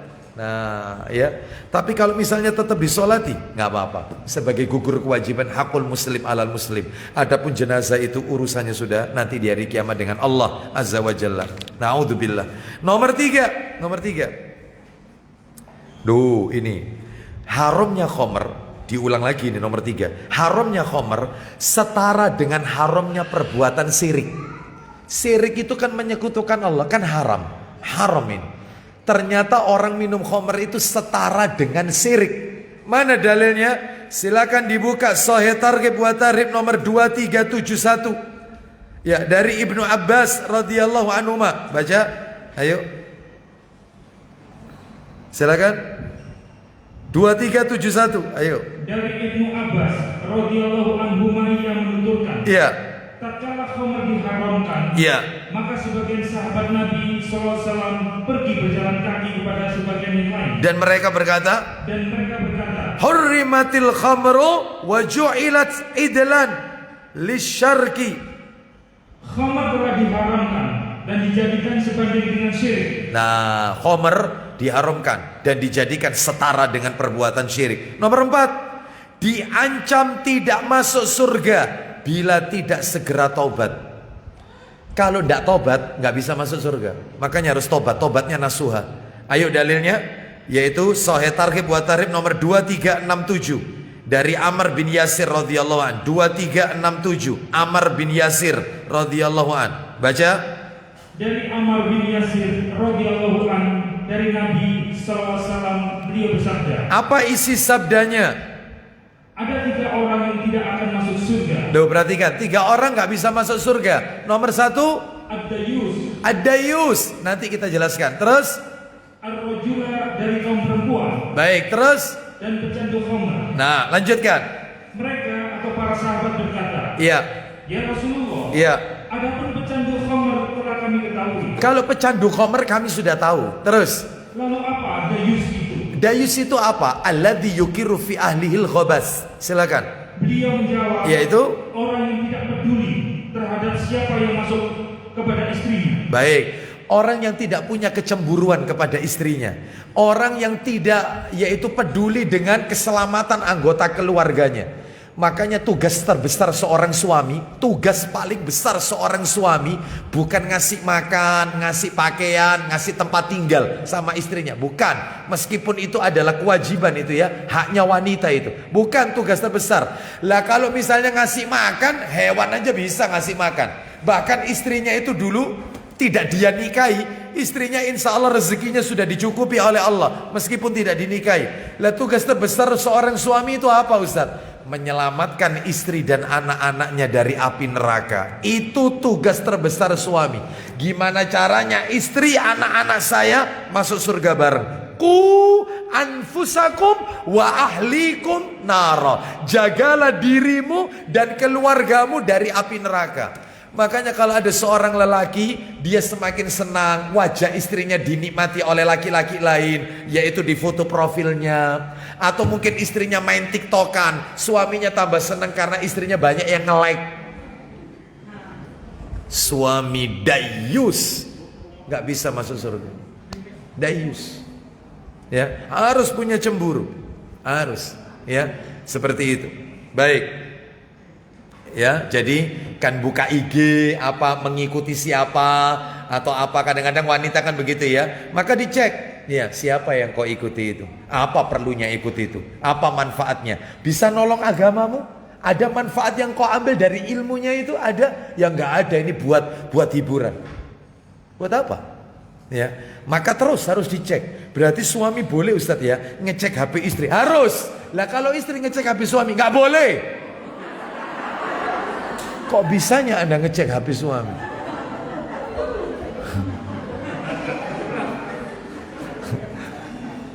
Iya, boleh. Baik, kita lanjutkan. Nomor 5 dan 6. Suami ngecek HP istri itu karena dia yaitu peduli, ingin menyelamatkan. Siapa ini? Ya, nomor kontaknya buat apa nyimpen nomor laki-laki? Buat apa kemudian ikut grup di situ campur? Maka seperti itu terus, ya. Baik, kita lanjutkan. Berarti memang harus cari suami yang pencemburuan, Ustaz. Ya iyalah. Ya. Kalau dia tidak pernah tanya kau dari mana, dengan siapa, nggak pernah tanya, itu berarti suami yang nggak peduli dengan keluarganya. Ibu-ibu tahu, bapak-bapak tahu di dalam Al-Quran, sebelum saya tunjukkan ayatnya, sebentar saya ingat-ingat ayatnya, itu akan terjadi dialog di surga. Penduduk surga saling ngobrol, dialog. Salah satu dialognya mereka, ini ada di Quran, sebentar suratnya itu, begini dialognya itu. Kenapa yang menyebabkan engkau ini masuk surga? Apa amalanmu? Apa katanya penduduk surga yang lain? Kami dahulu di dunia itu adalah orang-orang yang khawatir terhadap keluarga kami dari api neraka. Kami selamatkan mereka dari api neraka, sehingga kami dimasukkan oleh Allah ke dalam surga. Berarti punya kepedulian. Lah kalau diumbar, apa diumbar itu? Dibiarkan, ya nggak pernah. Wah, ya nggak boleh. Ya ini namanya suami dayus, ya. Suami keluar rumah, ya belanja, yang jual belanja keliling itu melijo itu laki-laki misalnya. Terus tanya misalnya, kemarin kok ndak lewat kemana, ya, dan seterusnya. Tanya suami yang benar itu. Ngapain? Apa perlunya kau tanya kemarin, Wan? Apa perlu? Opo? Perlu ne opo? Opo? Dulurmu, saudaramu, gitu kan? Iki kak, Jarno tak usah akrab loh. Tahu, ya. Jangan tanya apa perlunya. Cukup beli ini uangnya. Assalamualaikum, selesai. Ya, baik. Hati-hati, bapak-bapak ini harus ngecek HP-nya istri, harus. Nomor 5, bahaya ini. Ternyata di HP-nya istri full kajiannya Abu Aslam semua. La ilaha illallah. La ilaha illallah. Nomor 5, tidak diterima sholatnya selama 40 hari. Ya, tidak diterima sholatnya selama 40 hari. Itu sholat apa Ustaz? Yang wajib maupun yang sunnah, nggak diterima. Ya, hati-hati ini ya, hati-hati. Terus terakhir nomor 6 jadi satu dalilnya jadi satu. Di akhirat, naudzubillah, summa naudzubillah. Di akhirat akan diberi minuman nanah penduduk neraka. Minumannya nanah, darah campur nanah penduduk neraka. Cinabul khobal, kata Nabi. Darah campur nanah. Ya, kita lihat dalilnya. Ayo dibaca. Sahih Targhib wa Tarhib nomor 2383. 2383 poin 29a. Riwayat Tirmidzi dan Al-Hakim dari Ibnu Umar radhiyallahu anhuma, dia berkata 2383 poin 29a. Ayo agak panjang, silakan. Dari Ibnu Umar radhiyallahu anhuma. Ya. Langsung aja. Rasulullah SAW telah bersabda. Silakan. Barang siapa yang minum khamar. Perhatikan, siapa yang minum khamar, maka tidak diterima sholatnya selama 40 hari. Kemudian, dan jika ia bertobat, maka Allah menerima tobatnya. Minum sekali, tobat, diterima tobatnya. Lanjut Pak Didi. Jika ia kembali, minum. Diterima sholatnya. Ya, minum lagi yang kedua ini. Minum lagi ini. Maka tidak diterima, lanjut. Maka tidak diterima sholatnya selama 40 hari. Kalau tobat. Dan jika ia bertobat, maka Allah menerimanya tobatnya. Baik, selesai kan? Sudah sadar, sudah insaf. Ternyata, teruskan Pak Didi. Jika ia mengulanginya lagi, berarti minum yang ketiga ini, yang ketiga kalinya. Lanjut. Maka tidak diterima sholatnya selama 40 hari. Kalau dia tobat lagi, dan jika ia bertobat, maka Allah menerima tobatnya. Terakhir sekarang, ternyata kena pengaruh lagi temannya. Seperti itu. Minum lagi yang keempat. Lanjut Pak Didi. Jika ia kembali untuk keempat kalinya. Nah ini, maka tidak diterima sholatnya selama 40 hari. Kalau dia tobat, dan jika ia bertobat, maka Allah tidak menerima tobatnya. nggak diterima sama Allah.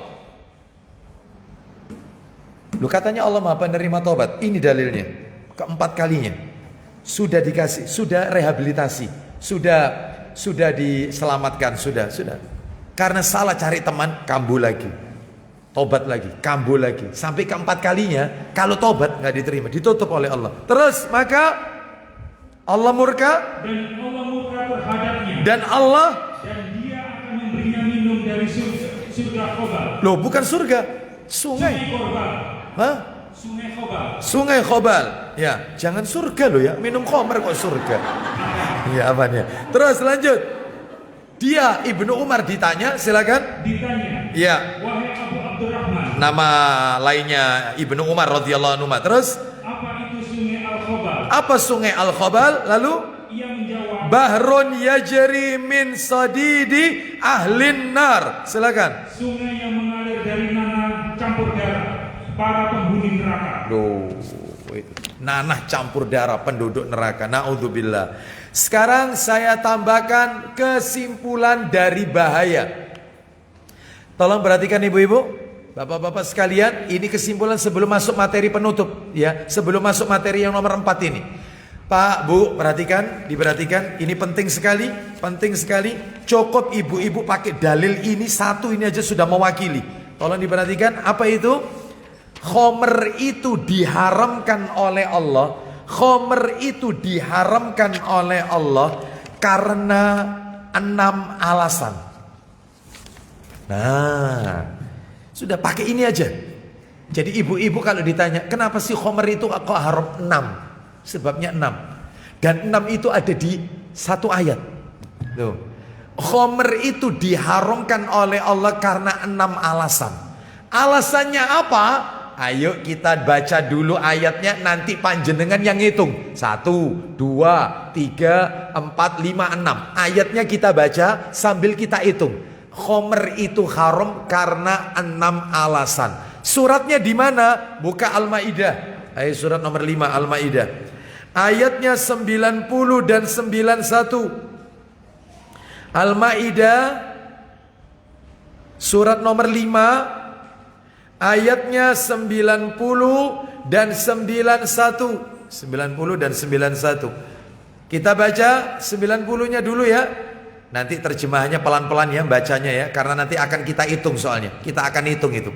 90 dan 91. Ya ayyuhalladzina amanu innamal khamru wal maisir wal ansabu wal azlamu rijsun min amali syaitan fajtanibuhu la'allakum tuflihun. 91-nya innama yuridu syaitanu ayyuqi'a bainakumul adawata wal baghdha'a fil khamri wal maisir wa yasuddakum an dzikrillahi wa anis salah fahal antum muntahun. Silakan pelan-pelan silakan. Hai orang-orang yang beriman, lanjut. Sesungguhnya meminum khamr, berjudi, berkorban untuk berhala, dan mengundi nasib dengan panah terus adalah termasuk perbuatan syaitan. Perbuatan keji, najis, rijsun, najis. Itu satu. Sudah dihitung 1. Lanjut. Maka jauhilah perbuatan-perbuatan itu. Loh sebentar, itu ada lagi itu. Perbuatan keji dan termasuk perbuatan syaitan. Ada yang gitu? Betul Pak Didi? Kenapa Pak? Betul ya? Terjemahan di situ beda ya? Beda. Coba cari yang lain, terjemahan yang lain. Ah ini pakai punyanya Pak Dedi. Nah, ulang lagi. Wahai orang-orang. Wahai orang-orang yang beriman. Lanjut. Sesungguhnya meminum minuman keras. Terus. Berjudi, berkorban untuk berhala. Terus. Dan mengundi nasib dengan anak panah. Lanjut. Adalah perbuatan keji. Stop. 1. Rijsun. Di sini diterjemahkan perbuatan keji. Rijsun itu najis artinya sebenarnya. Najis. Khomer itu najis. Nanti kita akan bahas ya. Terus nomor 2. Dan termasuk perbuatan syaitan. Nah nomor 2 termasuk perbuatan syaitan. Jadi minum, judi, minuman keras ya, judi, terus berkurban untuk berhala termasuk sesajen ya.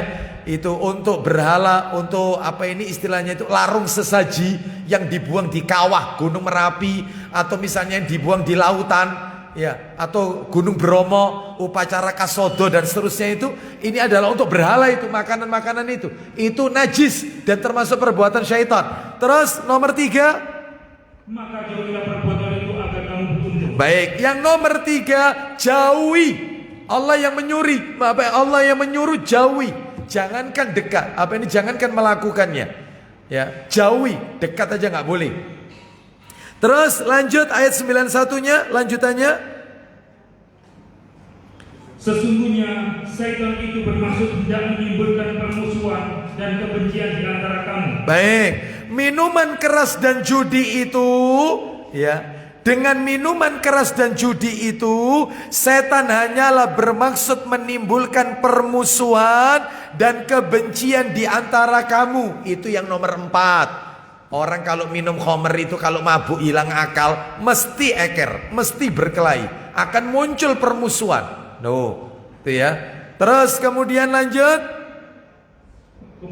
Dan kamu lantaran minum khamr dan judi. Ya. Dan menghalangi kamu dari mengingat Allah. Stop.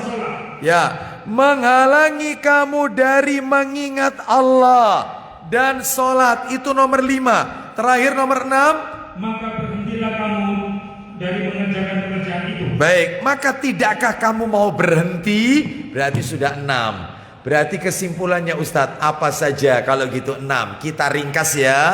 6 bukti khamr itu haram. Khamr, minuman keras itu haram. 6 hal. Nomor 1, rijsun, najis. Najis. Nanti saya jelaskan, sabar. Rijsun, najis. Yang nomor 2, min amali syaitan, termasuk perbuatan syaitan. Alasannya khamr itu haram karena yang nomor 2 itu termasuk perbuatannya syaitan.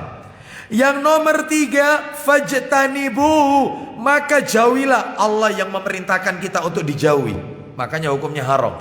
Semua yang diperintahkan untuk dijauhi itu haram, termasuk zina. Wala taqrabuz zina, jangan dekati zina, berarti suruh menjauhi, berarti zina itu haram. Termasuk ini, khamr ini. Itu alasan ketiga. Alasan keempat, ini yang agak panjang, yang nomor 4. Innama yuridu syaitanu ayyuqi'a bainakumul adawa wal baghdha fil khamri wal maisir. Yaitu intinya menyebabkan permusuhan antara kaum muslimin. Akan terjadi permusuhan, perselisihan. Itu alasan nomor 4. Khamr dan judi. Lihat orang kalau kalah taruhan, wah ribut ya. Ribut, semua sudah habis hartanya, maka dia tidak terima. Orang judi kan gitu, seperti orang minum air lautan. Awalnya dia menang terus, nggak taunya tambah memacu, dia nggak tahu terus kalah dan ujung-ujungnya ribut ya, seperti itu. Baik, dulu saya masih ingat ya, dulu zamannya kalau ada Piala Dunia atau apa, itu kalau sudah semifinal atau final, itu kendaraan yang dipertaruhkan sampai rumah, sampai puluhan juta dan seterusnya. Itu kalah, ribut ya, sampai ujung-ujungnya bacoan dan seterusnya. Gara-gara apa? Kalah main judi. Itu alasan keempat, munculnya permusuhan. Lihat orang kalau hilang akal, nggak peduli ini siapa, ngomong seenaknya ya, kata-katanya kasar ya, namanya orang hilang akal, mabuk. Nah itu nomor 5. Apa alasannya khamr itu haram? Nomor 5, wa yasuddakum an dzikrillahi wa anis shalah, bisa menghalangi kamu dari mengingat Allah dan sholat. Menghalangi orang dari mengingat Allah dan sholat. Namanya aja mabuk, ya tidak mungkin lah. Yaitu ingat dengan Allah, ya apalagi sholat, mabuk, tidak sadar. Lah mohon maaf ini, wong sampai saking mabuknya itu sampai tidur di selokan, ya tersungkur-sungkur di selokan. Sudah, yang kayak gitu katanya keren. Belas gak. Sabu nyabu, keren Ustadz, nyabu ya, mabuk, menghayal dan seterusnya. Gak taunya apa? Gak taunya sambil serentengan di jalan-jalan, matanya merah, mengeluarkan busa dalam mulutnya, bau tidak enak, sampai terjatuh-jatuh, tersungkur, sampai kecelakaan di jalan. Itu yang namanya keren. Gak belas. Itu keren, kayak gitu keren? Enggak. Sampaikan kepada mereka yang katanya enggak ada. Di mana letak kehormatannya? Ya. Bahkan justru tidak terhormat, seperti gembel mereka kalau mabuk dan seterusnya. Allahu Akbar. Lo gini kok digandrungi gitu loh. Ya. Terus nggak mungkin ingat Allah, nggak mungkin ingat sholat. Terakhir yang nomor 6, fahal antum muntahun. Ya, maka berhentilah. Allah yang menyuruh kita, berhentilah melakukan, yaitu khomer, judi dan seterusnya tadi itu. Berhentilah. Jadi inilah 6 alasan khomer itu diharamkan. Sekarang saya ingin sedikit tambahkan lagi. Tadi ibu-ibu sudah nulis khomer itu diharamkan yang nomor 1 terutama. Apa yang nomor 1 tadi itu? Najis. Di situ di Al-Quran tercantum apa? Rijesun itu najis. Berarti Ustadz, sanitizer itu alkohol. Najis Ustadz ya. Terus kemudian parfum Ustadz, parfum. Saya kalau beli parfum itu ya tak kasih metanol atau alkohol. Pasti ada campurannya Ustadz. Kalau cuman bebetnya saja, nanti di baju itu ceket Ustadz, sulit dicuci. Makanya ada campuran alkohol, dipakai sholat. Ya apa katanya najis. Nah, saya akan dudukkan permasalahannya untuk yang satu ini. Ya, parfum ada alkoholnya, sanitizer ada alkoholnya, dipakai sholat. Mau ke masjid aja sama pihak takmir disemprot-semprot dulu. Loh, sudah. Bahkan mau masuk mall itu kita taruh tangan kita pasti ada cairannya itu. Kemana-mana pegang najis ini namanya. Saya tunjukkan. Menurut pendapat yang kuat, ternyata khomer itu tidak najis. Alkohol tidak najis. Alasannya 3. Nah, ibu-ibu harus bisa jawab ini nanti kalau ditanya, khomer itu najis apa tidak? Alkohol itu najis apa tidak? Kena alkohol perlu dicuci apa tidak? Najis apa tidak? Jawabannya tidak najis. Alasannya 3. 1, ini pendapat kuat loh ya. Tolong bagi ibu-ibu, mohon maaf, bapak ibu, mohon maaf. Kalau ada orang yang pendapatnya bilang mengatakan najis, tolong dihargai. Karena memang ada ulama yang mengatakan najis. Tetapi menurut jumhur, konsensus ulama sepakat, mayoritas mengatakan tidak najis. Alasannya 3, kuat-kuat alasannya, sangat kuat. 1, alasan yang pertama, kata rijesun yang dalam ayat yang ibu baca tadi, rijesun, najis itu ternyata maknanya itu bukan najis. Ternyata maknanya itu adab. Yang benar itu adab. Loh, Ustadz mengatakan begini, ada dalilnya? Ada. Makanya ibu tulis dulu di dalam surat Al-Maidah yang tadi ibu-ibu buka itu, yang ayat 90 itu loh. Saya baca ulang. Yang ayat 90, pelan-pelan. Ya ayyuhalladzina amanu innamal khamru wal maisiru wal ansabu wal azlamu rijsun. Nah itu rijsun. No. Rijsun itu ternyata artinya bukan najis. Arti yang benar itu adab. Lihat lagi di Quran. Rijsun ra jim sin. Ra jim sin. Sekarang saya akan carikan ayat bandingan yang lain yang pakai ra, jim dan sin. Rijsun artinya ternyata bukan najis, yang benar adab. Mana dalilnya? Dalil pembanding. Ayo dibuka surat nomor 6. Dibukakan Al-An'am surat nomor 6. Ayo dilihat Al-An'am ayat 125. Ibu-ibu faham yang saya maksudkan ini? Faham ya? Paham ya? Ya. Surat nomor 6 ayatnya 125. Suratnya 125, ayat 125 maksud saya. Surat nomor 6. Ayo saya bacakan. Nanti di akhir-akhir itu, di akhir-akhir. Kita baca dari awal nggak apa-apa. Faman yuridillahu ayyahdiyahu yashrah sadrahu lil Islam. Wa man yurid ayyudillahu yaj'al sadrahu dayyiqan harajan ka'annama yas'adu fis sama'. hati-hati sebentar lagi. Kadzalika yaj'alullahu rijsa. Kadzalika yaj'alullahu rijsa. Ada ra, ada jim, ada sin. Mirip kayak Al-Maidah. No. 'Alal ladzina la yu'minun. Ayo baca Pak Didi, silakan ayatnya. Barang siapa yang Allah menghendaki akan memberikan kepadanya petunjuk, niscaya dia melapangkan dadanya untuk memeluk agama Islam. Lanjut.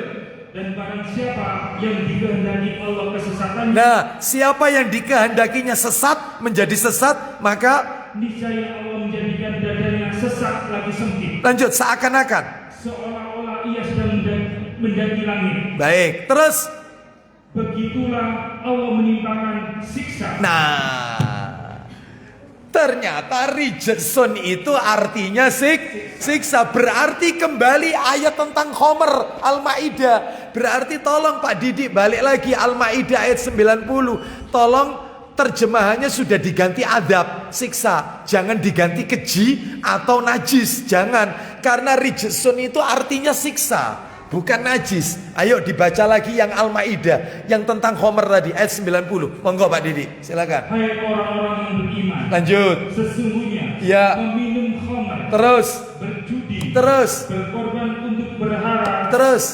mengundi nasib, Lanjut. dengan kana Ya. adalah termasuk perbuatan setan. Nah, coba di situ beda, bukan perbuatan setan, adalah siksa atau adab. Ulang lagi. Ayo, pakai terjemahan yang lain. Silakan. Wahai orang-orang yang beriman, Ya. sesungguhnya minuman keras, Terus, berjudi, berkurban untuk berhala, terus, dan mengundi nasib Terus. dengan anak panah lanjut. adalah perbuatan Yang mendapatkan siksa, betul. Adab, betul. Yang mendapatkan adab atau siksa. Nah, itu alasan pertama. Berarti khomer, alkohol tidak najis. Karena yang dimaksud najis itu dalam Al-Maidah itu adalah adab. Nah, itu satu. Alasan nomor dua. Sesuatu yang haram belum tentu najis. Sesuatu yang haram itu belum tentu najis. Belum tentu najis. Yang haram itu belum tentu najis. Namun sesuatu yang najis pasti haram. Saya ulang ya. Sesuatu yang haram belum tentu najis. Tapi kalau najis pasti haram.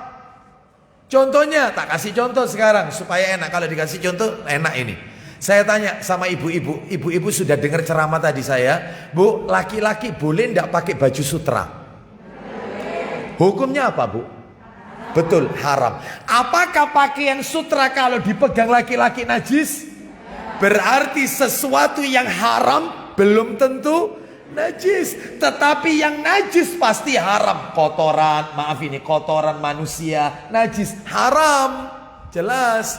Makanya khomer itu, alkohol itu tidak najis, tapi haram. Haram belum tentu najis. Haram itu kalau diminum. Lah kalau cuma dipegang saja, termasuk dipakai di baju untuk parfum, maka dia tidak najis. Haram belum tentu najis. Paham sampai di sini? Alasan nomor 3, yang katanya ulama alkohol itu tidak najis. Alasan nomor 3, alasan terakhir. Alasan ketiga, Bu, saya ceritakan dulu dikit aja. Setelah itu kita dengarkan dalilnya. Ketika khomer itu dilarang oleh Allah, maka Rasul menyampaikan kepada para sahabatnya yang saat itu masih minum khomer. Maka mereka menyampaikan kepada teman-temannya yang lain kalau khomer sudah diharamkan. Khomer haram. Maka Nabi memerintahkan para sahabatnya untuk menumpahkan khomer itu di jalan-jalan. Sehingga semuanya ditumpahkan di jalan-jalan. Katanya ulama, kalau alkohol khomer itu najis, mestinya jangan ditumpahkan di jalan. Lawang jalan itu tempatnya orang lewat. Lah kalau kena pakaian najis, mestinya harus diselokan. Berarti khomer tidak najis. Karena Nabi menyuruhnya tuangkan di jalan-jalan.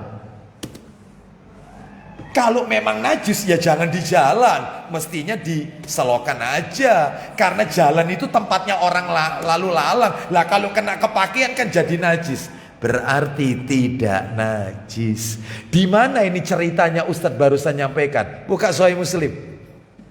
Ceritanya di situ. Sahih Muslim. Nomornya 1920. Ayo 1920. Bisa difahami ibu-ibu yang tadi nomor 3 ya? Baik. Silakan 1920. 1920. Berarti boleh ndak ibu-ibu pakai parfum yang ada alkoholnya? Boleh. Di luar rumah apa di dalam rumah? Dalam. Temen. Ya, dalam rumah ya, dalam rumah. Jangan di luar rumah Bu ya. Jangan ya. Boleh ndak ibu-ibu kalau mau sholat pakai sanitizer? Boleh. Ada alkoholnya ndak sanitizer?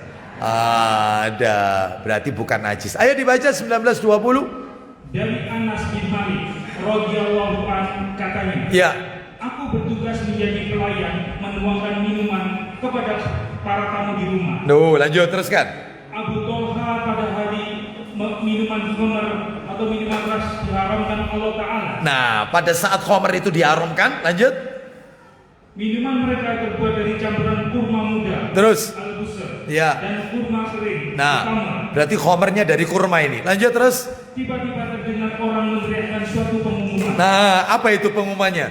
Keluarlah dan dengarkan. Nah, keluar dari rumah, dengarkan. Ini ayat baru turun ini. Lanjut teruskan.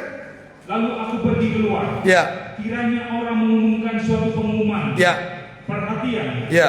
Sesungguhnya khamr telah diharamkan. Khamr sudah haram. Khamr sudah haram. Khamr sudah haram. Mereka pada waktu itu di rumahnya masih ada khamr, Bu. Pada waktu itu. Lanjut teruskan. Kulihat di jalan-jalan mengalir minuman keras. Nah, di jalan-jalan ternyata ngalir minuman keras karena ditumpahkan semua ke jalan.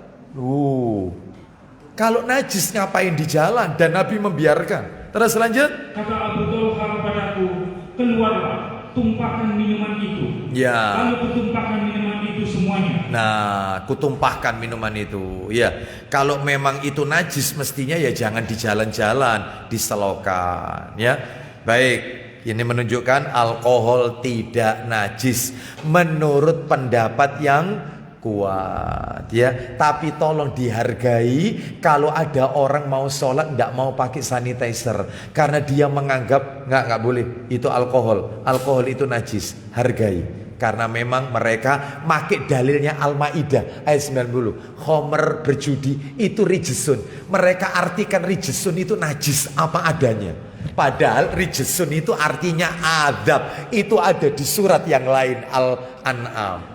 Ya nggak apa-apa, namanya beda pendapat. Ya, saya hanya menyampaikan. Silakan ibu-ibu mau pilih pendapat yang mana. Saya tidak memaksa bapak ibu sekalian. Saya hanya menyampaikan ini yang kuat, ini yang pendapat yang lain. Wallahu a'lam bishawab. Kita lanjutkan.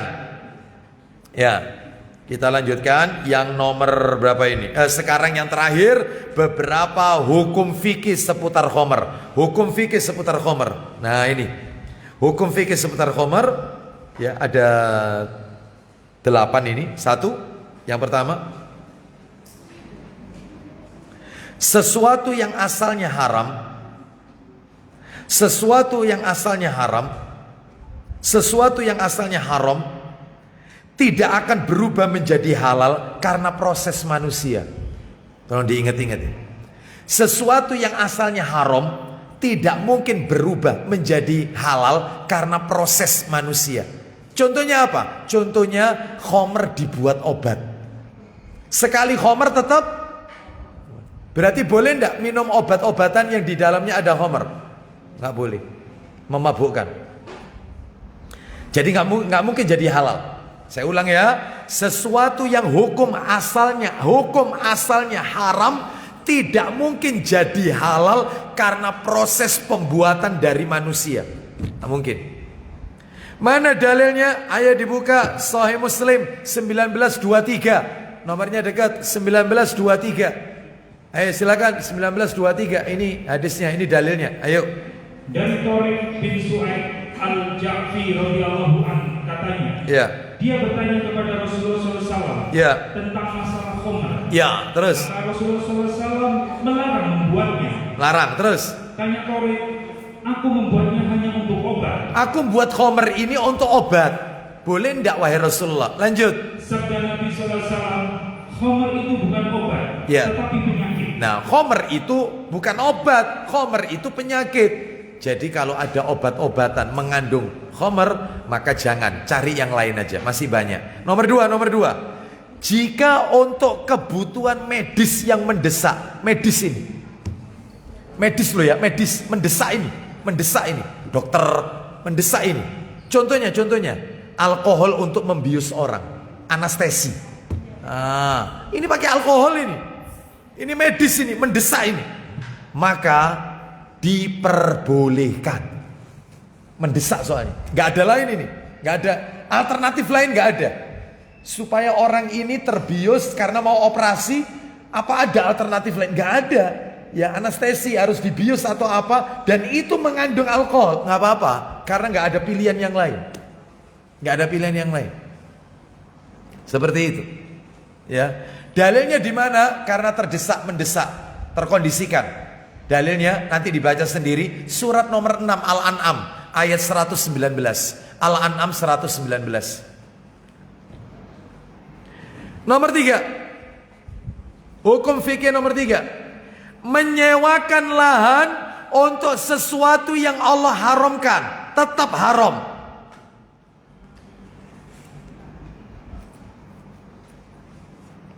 Menyewakan lahan, yang lahan itu dipakai untuk menanam sesuatu yang Allah haramkan, maka tetap haram, nggak boleh.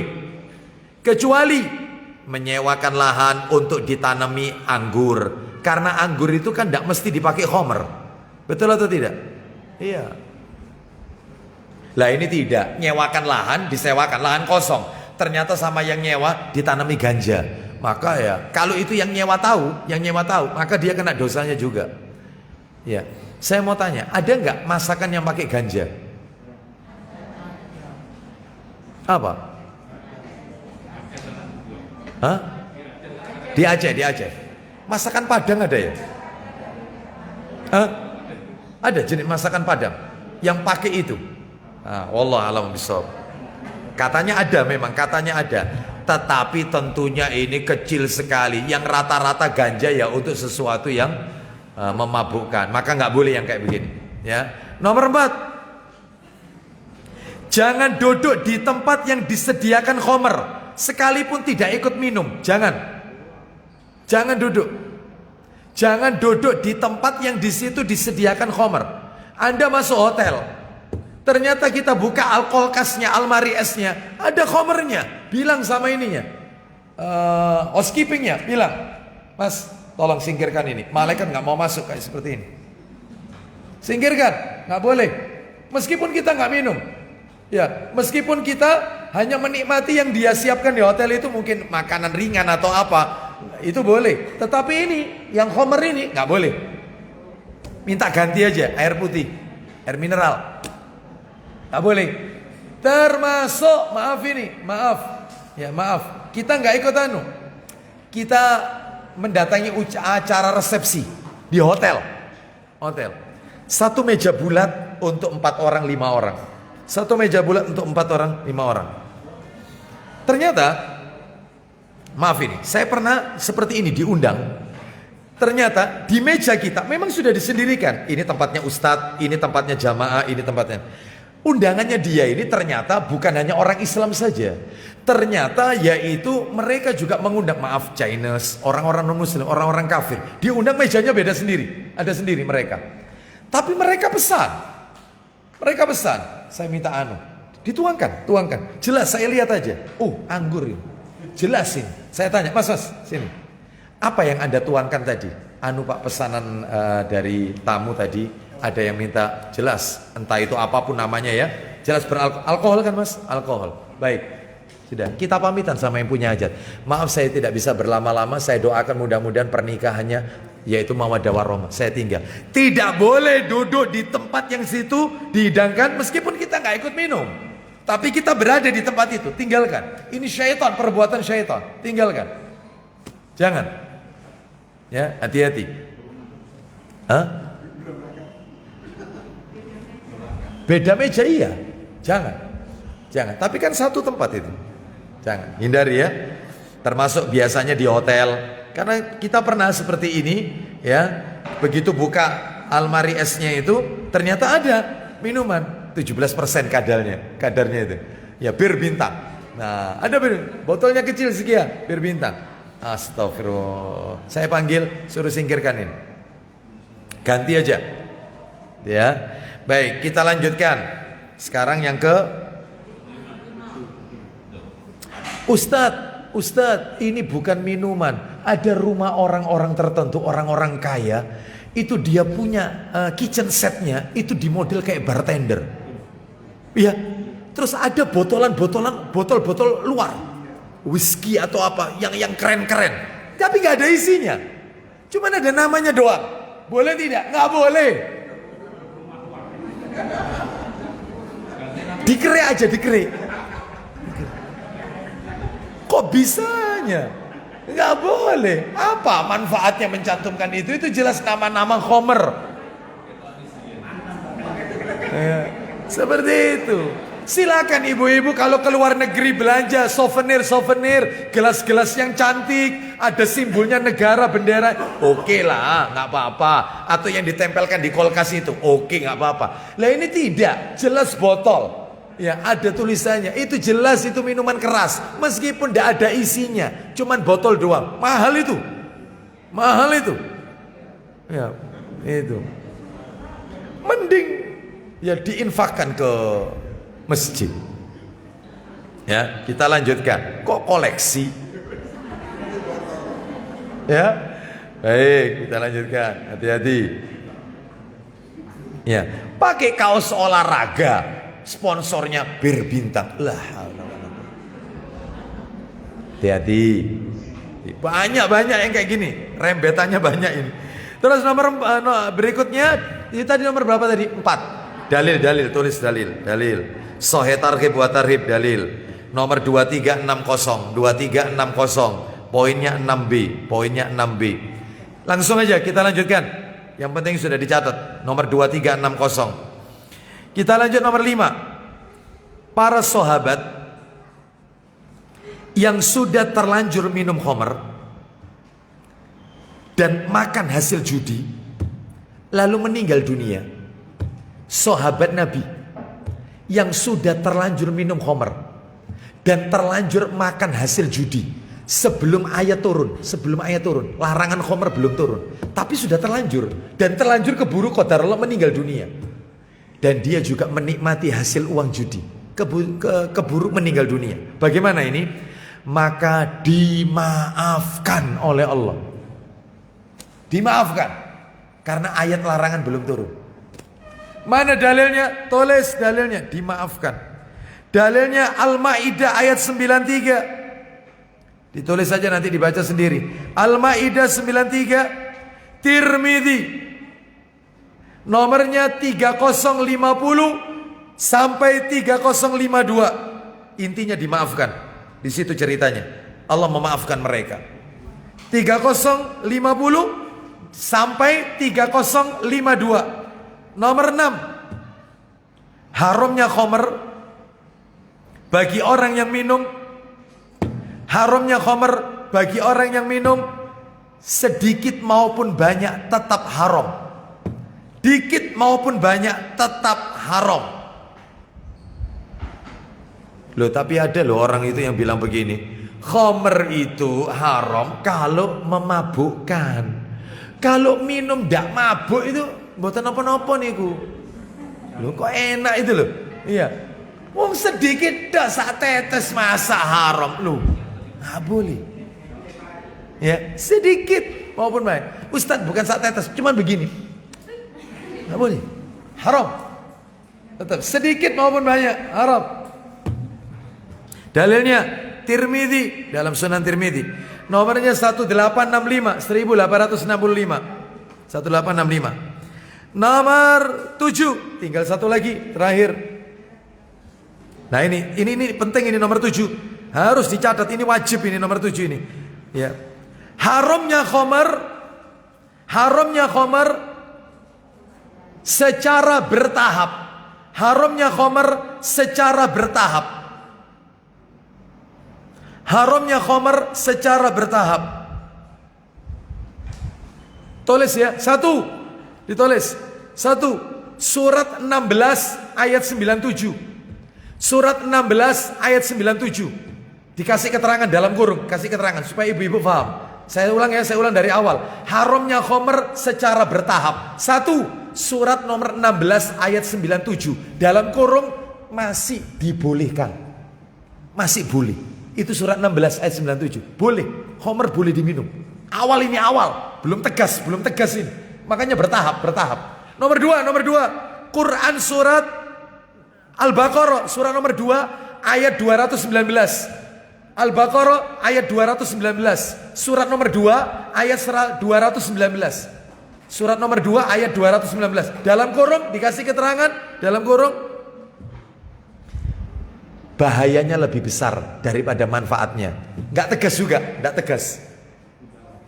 Khamr itu bahayanya lebih besar daripada manfaatnya. Tapi masih boleh, cuma lebih besar. Belum tegas, belum tegas. Nomor tiga. An-Nisa ayat 43. Tuh, kalau gini enak ibu-ibu tahu urutan pengharamannya itu. An-Nisa ayat 43, surah nomor 4 ayat 43. Dalam Quran kasih keterangan. Dilarang minum khamr saat mau sholat. Jadi kalau mau sholat toh nggak boleh. Kalau habis sholat mabuk lagi mereka. Mau subuh nggak mabuk. Jangan sih sembahyang di sirek. Habis sholat subuh minum lagi. Nanti kalau mau zuhur berhenti. Jangan minum dulu. Nanti mabuk, sholatnya mabuk. Habis sholat zuhur minum lagi. Itu An-Nisa ayat 43. Masih belum tegas juga. Terakhir gongnya. Des. Surat nomor 5 Al-Maidah. Ayo Bu, ayat berapa yang tadi di awal? Ayo. Betul.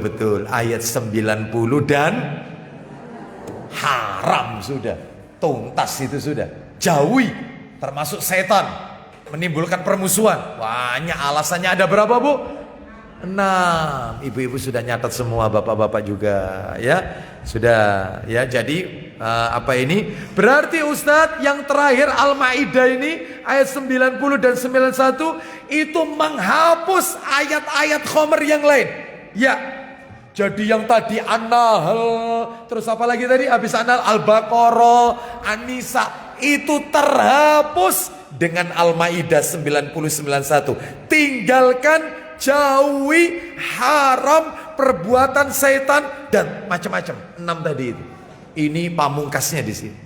Nggak berlaku. Jadi kalau ada anak sekarang minum khamr, alasannya, "Loh saya itu minum khamr kok ndak pas mau sholat. Kalau habis sholat aja." Ini ayatnya ada.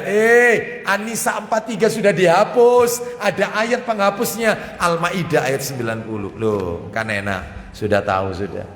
Terakhir penutup nomor 8. Nomor 8. Alasan khamr diharamkan secara bertahap. Alasan khamr diharamkan secara bertahap adalah agar tidak memberatkan umat. Nah, itu alasannya. Kenapa kok bertahap? Kok ada tingkatannya gitu, levelnya. An-Nahl dulu, Al-Baqarah, habis Al-Baqarah An-Nisa, habis itu terakhir Al-Maidah. Kenapa kok bertahap? Alasannya supaya tidak memberatkan umat. Jadi Bu, Pak, maaf ini, begitu kalau langsung misalnya dari awal haram, berat. Wong mereka itu senang minum khamr. Orang Arab jahiliyah itu kesukaannya minum khamr. Sampai maaf ini dalam tafsir Ibnu Katsir, khamr itu bukan hanya diminum, dijadikan mandi. Mandi itu khamr. Khamr loh ini mandi. Bayangkan, saking senengnya minum arak itu, khamr itu. Lah itu kalau awal-awal sudah haram, tinggalkan. Oh berat. Makanya pertahanan dulu, pelan-pelan sampai kuat, tinggalkan. Makanya mereka sanggup meninggalkannya. Itu ya. Wallahu a'lam bishawab. Demikian apa yang bisa kami sampaikan. Semoga menjadi tambahan ilmu yang bermanfaat. Berarti tanda kiamatnya masih kurang 1. Berarti yang nomor berapa? Tanda kiamat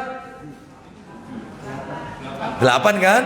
8 ya. Nomor 8? Jumlah wanita lebih banyak daripada jumlah laki-laki. Perbandingannya berapa?